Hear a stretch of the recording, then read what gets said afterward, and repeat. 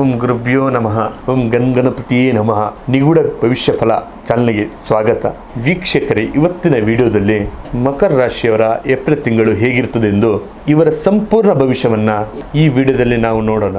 ಈ ವಿಡಿಯೋನ ಲೈಕ್ ಮಾಡಿ ಮತ್ತು ಶೇರ್ ಮಾಡಿ. ನೀವು ಕಷ್ಟಪಟ್ಟ ಹಳೆಯ ಪರಿಶ್ರಮಕ್ಕೆ ಈ ತಿಂಗಳು ನಿಮಗೆ ಪ್ರತಿಫಲ ಸಿಗುತ್ತದೆ. ಪ್ರಾಪರ್ಟಿ ಡೀಲಿಂಗ್ ಮಾಡೋರಿಗೆ ಅನಿರೀಕ್ಷಿತವಾದ ಲಾಭ ಬರುತ್ತದೆ. 4ನೇ ಮನೆಯಲ್ಲಿ ಸೂರ್ಯ ಇರೋದ್ರಿಂದ ವಾಹನ ಖರೀದಿಗೆ ಹೆಚ್ಚಿನ ಹಣ ಖರ್ಚಾಗುತ್ತದೆ. ಈ ತಿಂಗಳು ನೀವು ಯಾವ ದೊಡ್ಡ ಸಾಲ ಮಾಡಕ್ ಹೋಗಬೇಡಿ. ಉಳಿತಾಯ ಕಡೆ ಹೆಚ್ಚು ಗಮನವಿರಲಿ. ಮತ್ತೆ ವೃತ್ತಿ ಮತ್ತು ನಿಮ್ಮ ಜೀವನದ ಬಗ್ಗೆ ನೋಡಬೇಕಾದ್ರೆ ಆಫೀಸಿನಲ್ಲಿ ನಿಮ್ಮ ಕೆಲಸಕ್ಕೆ ಒಳ್ಳೆಯ ಬೆಲೆ ಸಿಗುತ್ತದೆ.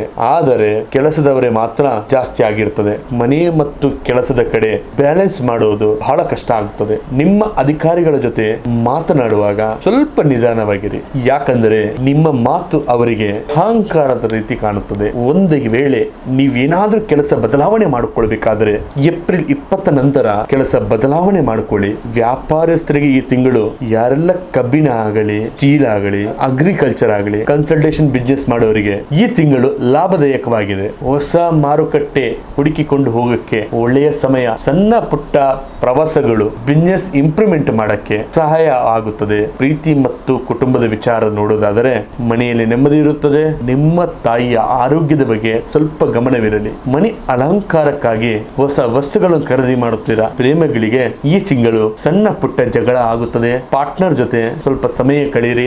ಯಾರೆಲ್ಲ ಮದುವೆ ಆಗಿಲ್ಲ, ಮದುವೆ ಮಾತುಗಳು ಸ್ಟಾರ್ಟ್ ಆಗುತ್ತದೆ. ನಿರ್ಧಾರ ತೆಗೆದುಕೊಳ್ಳುವಾಗ ಅವಸರ ಬೇಡ. ಆರೋಗ್ಯದ ದೃಷ್ಟಿಯಿಂದ ಶನಿಯ ಪ್ರಭಾವದಿಂದ ಮೊಣಕಾಲು ನೋವು ಕಾಣಿಸಿಕೊಳ್ಳುತ್ತದೆ. ಅಸಿಡಿಟಿ ಸಮಸ್ಯೆ ಕಾಣಿಸಿಬರುತ್ತದೆ. ಹಾಗಾಗಿ ಎಣ್ಣೆ ಅಂಶವನ್ನ, ಪದಾರ್ಥವನ್ನ ಕಡಿಮೆ ಮಾಡಿ. ಮಾನಸಿಕವಾಗಿ ಸ್ವಲ್ಪ ಕಿರಿಕಿರಿಗಳು ಆಗುತ್ತದೆ. ನೆಮ್ಮದಿಗಾಗಿ ಯಾವುದಾದ್ರೂ ಒಂದು ಪ್ರಶಾಂತ ಜಾಗಕ್ಕೆ ಭೇಟಿ ನೀಡಿ. ನೀವು ಶನಿವಾರ ದಿನ ಆಂಜನೇಯ ಸ್ವಾಮಿ ದೇವಸ್ಥಾನಕ್ಕೆ ಭೇಟಿ ನೀಡಿ.